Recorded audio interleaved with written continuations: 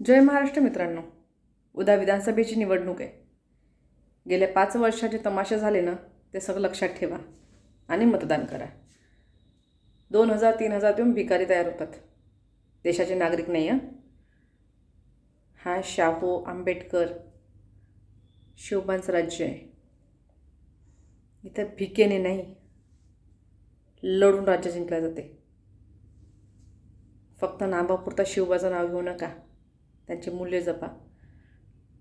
अख्ख्या जगातल्या दलितांना न्याय मिळवून देणारे आंबेडकर हे महाराष्ट्राचे होते. त्यांनी जे केलं ते दुसरं कोणाला जमलं नाही बरं. आता तरी काळजीपूर्वक मतदान करा. गेल्या 5 वर्षात 3दा सत्ता बदलली आहे.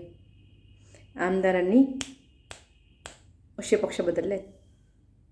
तुमचं मत या अशा आमदारांना देऊ नका.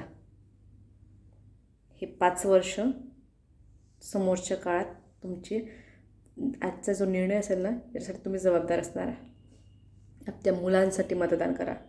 चांगलं पाणी, शुद्ध वारं, चांगलं अन्न, अन्नाला भाव, ह्या सगळ्या मुद्द्यांवर मतदान करा. मोफतच्या नावाखाली जाऊ नका, चुका करू नका. हे फक्त 5 वर्ष नाही, तुमच्या आयुष्यातले 5 वर्ष आहेत.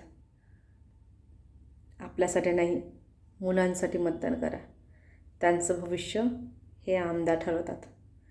आणि जो कोणी निवडलं जाईल त्यांच्याकडनं त्यांची मनगट पकडून कामं करून घ्या. त्यांच्या सतरंजा उचलू नका. ते तुमच्यासाठी आहेत, तुम्ही त्यांच्यासाठी नाही.